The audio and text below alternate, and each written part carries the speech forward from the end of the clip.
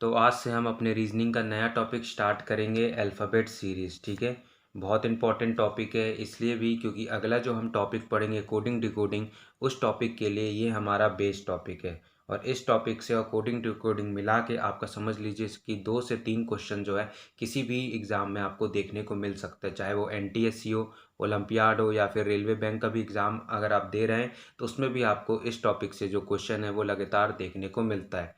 अब topic start करने से पहले मैं एक कॉमन चीज़ जो मैं आपको लगातार इसमें बता देता हूँ कि इसमें जो है ये वाला टॉपिक हो गया या फिर कोडिंग डिकोडिंग हो गया या फिर आपका अल्फ़ाबेट टेस्ट टॉपिक हो गया।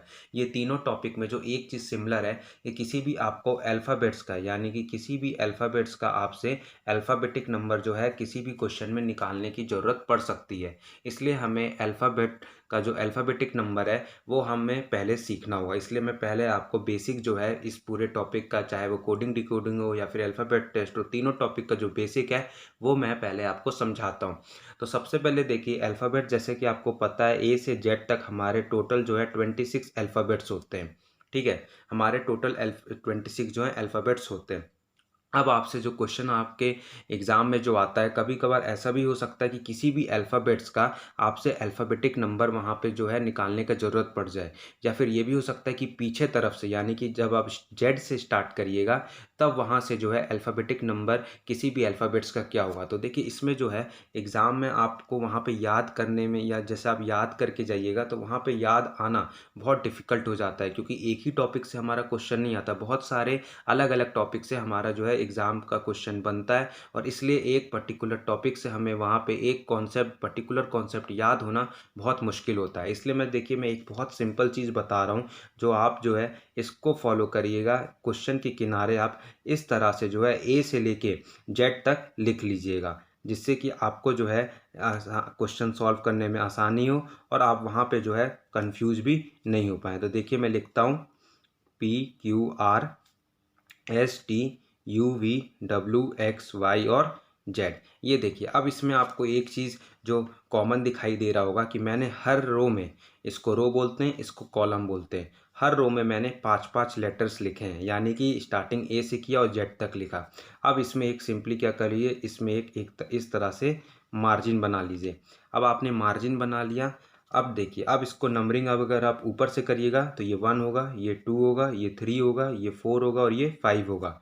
तो उससे हमें क्या पता चला कि ए का अल्फ़ाबेटिकल नंबर 1 होता है, बी का 2 होता है, सी का 3 होता है, डी का 4 होता है और ई का 5 होता है। अब इसी तरह से जो लेफ़्ट साइड में आप इस तरह से जो है नंबरिंग कर लीजिए। तो ए का 1। अब क्या करिए सब में जो है 5-5 जो है यानी कि जो 5 है उसको ऐड करते जाइए, यानी कि 1 + 5 6, 6 + 5 11, 11 + 5 16, 16 + 5 21, 21 + 5 26, यानी कि इन सभी में मैंने आपको +5 जो है वो ऐड कर दिया। अब ये देखिए ये कितना आसान से, जो ये किनारे वाले जितने भी लेफ्ट हैंड साइड यानी कि बाई ओर जितने भी इस कॉलम में जो अल्फ़ाबेट्स लिखे हैं, इनका अल्फ़ाबेटिक नंबर हमें कितना आसानी से पता चल गया। देखिए कैसे, ए का 1, एफ का 6 होता है, के का 11 होता है, पी का 16 होता है, यू का 21 होता है, जेड का 26 होता है। आप किसी भी ट्रिक से अगर किसी भी अल्फ़ाबेट का अल्फ़ाबेटिक नंबर याद रखिएगा तो हो सकता है आपसे एग्ज़ाम में जो है उस वक्त याद ना आए, क्योंकि इस तरह के जो है माइंड जो है नर्व्स वहाँ पर जब लग होता है एग्ज़ाम देने वक्त तो इस तरह की चीज़ें जो हैं वो होती हैं। इसलिए देखिए इस तरीके से जो है हम किसी भी अल्फ़ाबेट का अल्फ़ाबेटिक नंबर कैसे इतनी आसान तरीके से जो है निकाल सकते हैं। सपोज़ करिए कि एन का निकालना है अल्फ़ाबेटिक नंबर, तो आपको पता है जब इस तरह का ड्रॉ कर लीजिएगा तो के का 11 होता है, तो 12, 13, 14, तो एन का क्या हो गया 14 हो गया। अगर आर का निकालना है तो पी का 16 होता है, तो 17, 18, तो या आर का जो अल्फ़ाबेटिक नंबर है वो क्या हो गया 18 हो गया। उसी तरह देखिए यू का अल्फ़ाबेटिक नंबर क्या होगा 21, एक्स का क्या होगा, यू का 21 है तो 22, 23, 24, यानी कि जो एक्स का अल्फ़ाबेटिक नंबर है वो 24 होगा। तो इस तरह से 5 के मल्टीपल्स में यानी कि एक रो में 5 अल्फ़ाबेट करके आपको जेड तक लिख लेना है। उसके बाद नंबरिंग कर देना और फिर आप किसी भी अल्फ़ाबेट का अल्फ़ाबेटिक नंबर जो है वो आप आसानी से इस फॉर्मूले से जो है वो आप निकाल सकेंगे। ठीक है, तो सबसे पहला स्टेप जो है क्वेश्चन सॉल्व करने से पहले आपको यही करना है। ठीक है, अब उसके बाद इसमें क्वेश्चन हमारे किस तरह से आते हैं। इसमें हमारे जो क्वेश्चन हैं प्रॉपर 2 तरह के आते हैं। एक होता है आपका मिसिंग टर्म और दूसरा होता है आपका रॉन्ग टर्म। यानी कि इसमें जो है 2 प्रकार के क्वेश्चन आपको इस टॉपिक के अंदर बनते हैं। एक होता है आपका मिसिंग टर्म से, यानी कि आपको एक सीरीज़ दे दी जाएगी और उसमें आपका एक टर्म मिस होगा। आपको वो मिस टर्म जो है ऑप्शन से ढूँढ के आपको बताना है।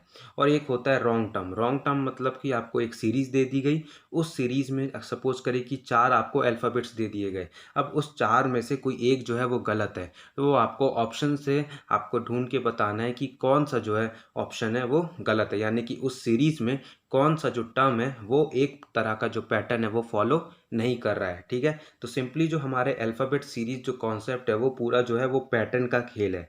यानी कि आप समझ रहे होंगे कि जो एक तरह का जो पैटर्न है वो आपका जो पूरा एक सीरीज़ हमें क्वेश्चन में दी गई है उसमें एक तरह का जो पैटर्न है वो बनना चाहिए, ठीक है?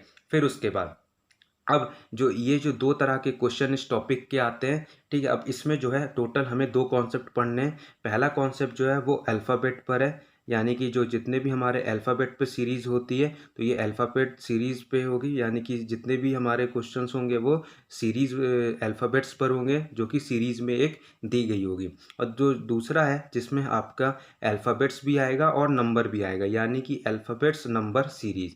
यानी कि ये जो दोनों हैं, ये दोनों जो है हमें पढ़ना इस कॉन्सेप्ट जो मतलब कि एक पहला कॉन्सेप्ट ये, दूसरा कॉन्सेप्ट ये 2 कॉन्सेप्ट जो है हमें इस टॉपिक के अंदर पढ़ना है। और साथ ही फिर मैंने आपको ये भी बता दिया कि आपको 2 तरह के क्वेश्चन इस कॉन्सेप्ट के इस टॉपिक के अंदर बनते हैं। पहला जो है मिसिंग टर्म, यानी कि एक सीरीज़ में एक टर्म जो है वो गायब रहेगी, तो पहले आपको पैटर्न पता करना है कि कौन-सा पैटर्न, किस तरह का पैटर्न चल रहा है। उसी सेम पैटर्न पे जो मिसिंग टर्म है वो आपको ऑप्शन से देख के बताना है।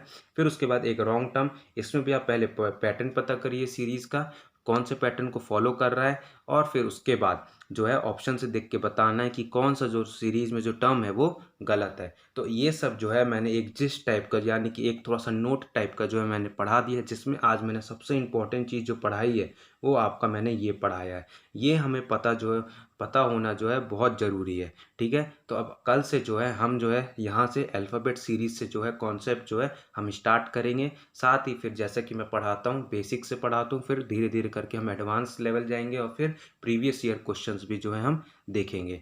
तो वीडियो पसंद आया तो वीडियो को लाइक कर दीजिए। साथ ही चैनल पर पहली बार है तो चैनल को सब्सक्राइब भी ज़रूर से कर दीजिए और अपने दोस्तों में भी ये वीडियो को शेयर करिए।